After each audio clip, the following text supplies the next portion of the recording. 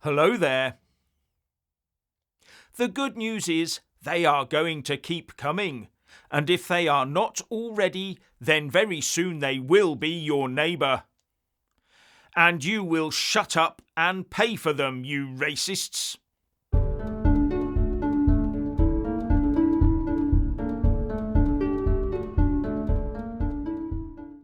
So this Labour government, far from shutting down a discredited asylum seeker processing facility, has decided to quietly pour 700 million quid into the huge 93-acre Manston barbed wire fenced refugee centre in Kent. And according to GB News, the new plans for the 93-acre site include an asylum reception centre, Border Force Training Centre, CCTV security, parking and a waste treatment centre. What are they going to do then? Train the newcomers to be our new National Border Guards? And I assume the CCTV is to ensure no one gathers outside the camp to demonstrate. Or worse. But given the way we design facilities in the UK, will there be a sufficient number of car parking spaces for all of the newcomers? And this is the camp where an inquiry is to be held into outbreaks of diphtheria, scabies and MRSA. And the fact it was designed for 1,500 people near a village of just under 2,000, but actually achieved a capacity of 4,000. Here was the camp being renamed by woke lefties in 2022.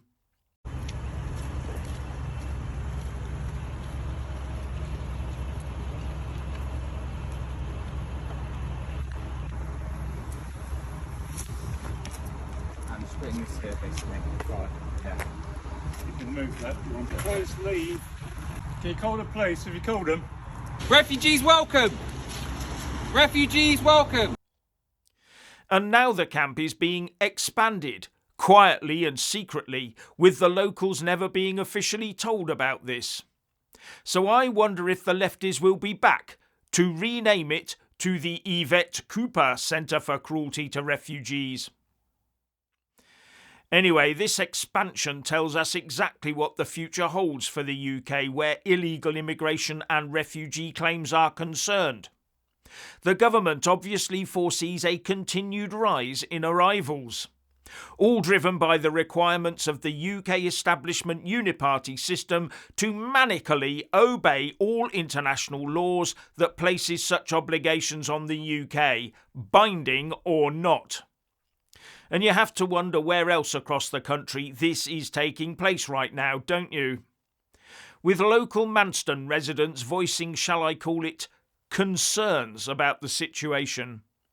With GB News reporting, villagers opposite the former RAF base fear the site, meant to temporarily process Channel migrants, could become permanent housing for asylum seekers.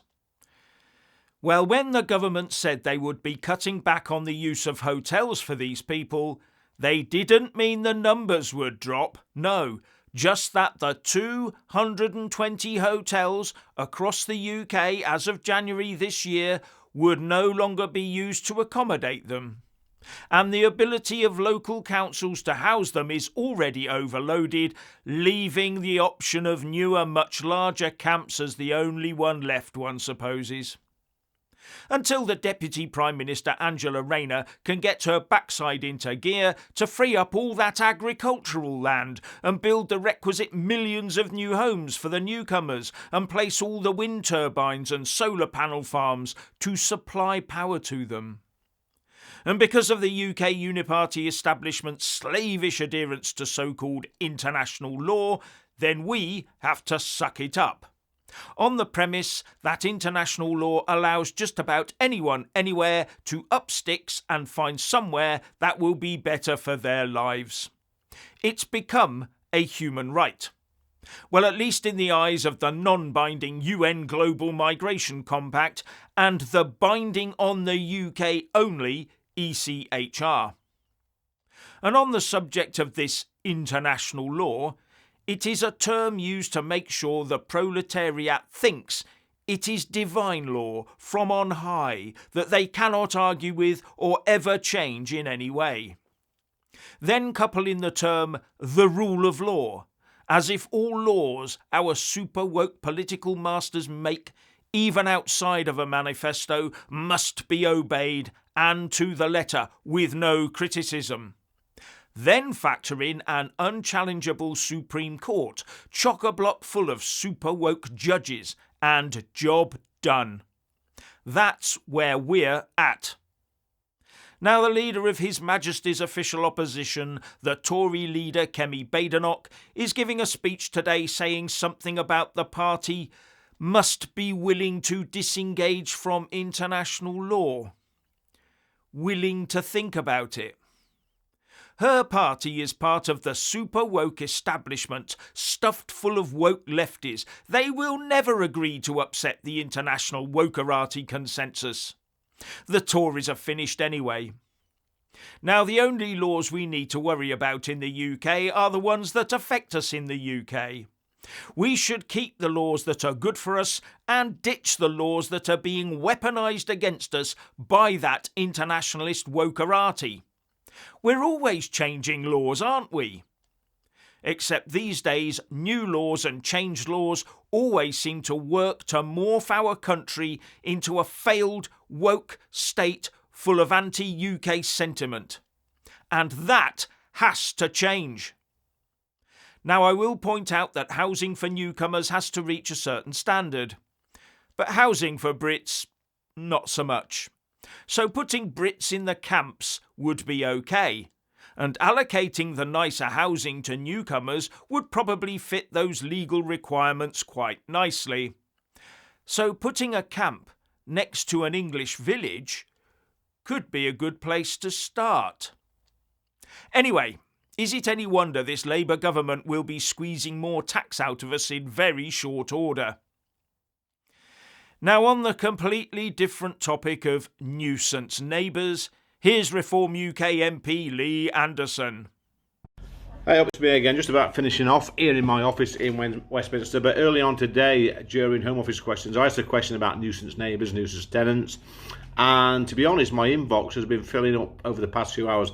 And I've just picked this one out from it's not a constituent, but listen to this email I've had. And it says, "Dear Lee, thanks for raising the issue of nuisance tenants in Parliament today.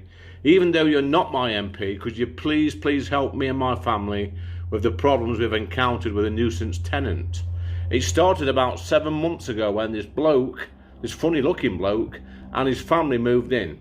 Since then, he has made everyone's life a misery. My neighbours are too scared to speak out, as the police always seem to take his side.